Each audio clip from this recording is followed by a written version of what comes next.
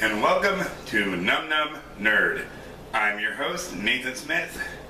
In this episode, we're going to take a trip back in time. Do something a little bit old-fashioned and rustic. And no, we're not going to build a car. We're going to make glass candy.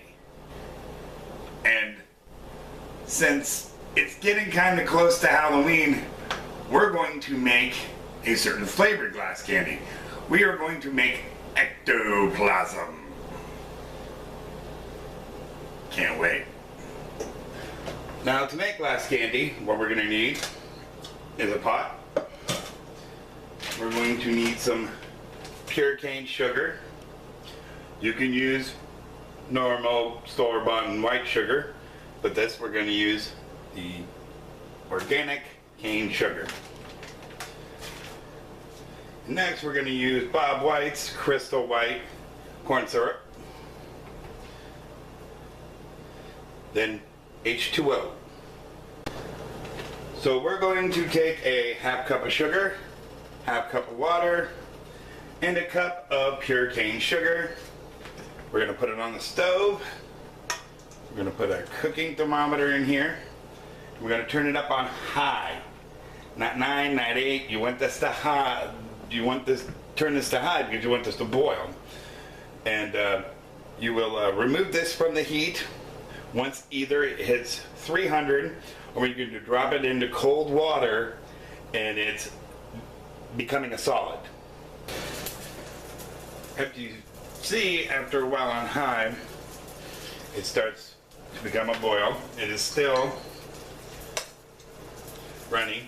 It'll take some time until it gets thicker. And remember, when you do this, be very careful. At the end, you want to use an oven mitt because that handle will get hot. And if you have to mess with the top, which you shouldn't have to, make sure you wear a mitt. Children, if you're doing this, make sure you have parent supervision. Do not do this alone. This is very dangerous. The candy itself gets up to 300 degrees and can cause serious burning. So be safe. So that's cooking and thickening. We're going to powder our pan. Make sure you use parchment paper. You don't want it to stick to the metal or anything. Not wax paper, not plastic. You want to use parchment paper. And use powdered sugar to keep it from sticking. And after you lay it on, you're going to put some powdered sugar on it again, because when we break it, you want to keep it separated without sticking together.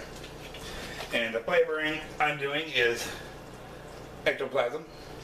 And what it is a mixture of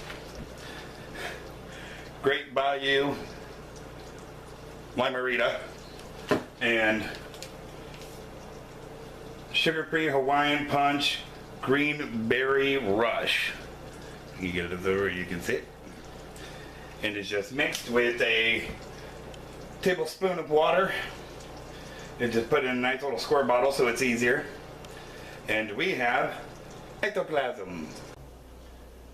Glass candy has no known official history, but articles and stories have been found that date the subject back to the early 1950s. Our candy material has hit the 300, so we want to remove the thermometer safely, which I didn't do, but when you do, Martin. So you're going to take that, you're going to take the mixture, and you guys can use any flavoring you want. I just wanted to do this one because I thought it'd be fun. You can make your own, which is really simple. There's some places that do like Extra Touch, or there's always Watkins, which is an amazing brand, and you can do that. And if you want a slight flavor, just use 1 teaspoon. But if you want a heavy, powerful flavor, a good tablespoon always works. You can always use a good powder if you know how to do it correctly. A good Kool-Aid is always good. Some cake powders come And well, they used to. I think they kind of eliminated that, but there used to be icing and powdered flavoring that you could put together and make your flavorings. But Kool-Aid works good, and some drink mixes and water enhancers. You can get really, really creative. Believe me, I have in the past. So, oh my God, that smells amazing. So we got a nice dark green color. You can see by it dripping. And we're going to take that and dump it on the parchment paper. Like I said, be careful, and you should be wearing a mitten, which I'm not, but as you can see, the handle is not really hot. These are a good type of pot, so you will not really have a problem with that. With cheaper pots, you will have that problem, and you can severely burn yourself, which is not good. Is you do not want to burn yourself and accidentally drop this stuff on your body. It is not a good thing. So, you gotta cook smart, but have fun, and always be safe. You always gotta play it safe. So we have a nice little color right here. Nice little green color. Bring it up to you guys. Ooh. It's gonna set in here. And we're going to put some more powdered sugar on this. I'm going to sprinkle it by hand. Get it nice and coated, because like I said, when you're done, you're going to want to break that up and shake it up so everything is coated so it doesn't stick together. So we're going to let this set out for 1 hour for it to harden and compose itself. So after it's been an hour, you want to come in and break up the glass candy.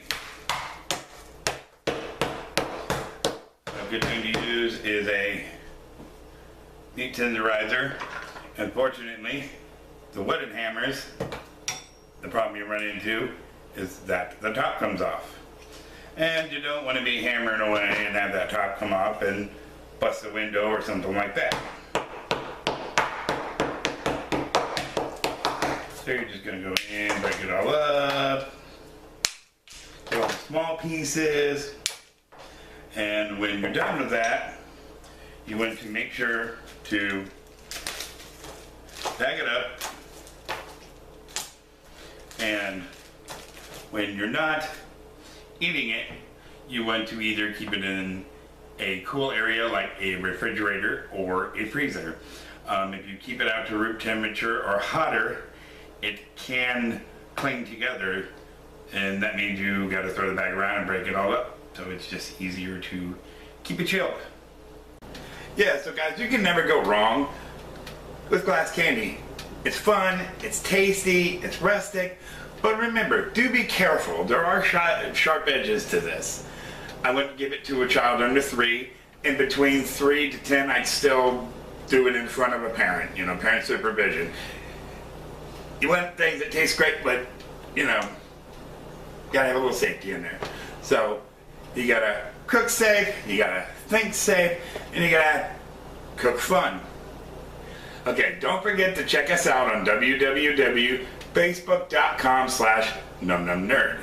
And you can find us here on YouTube, and down below you can click like and subscribe.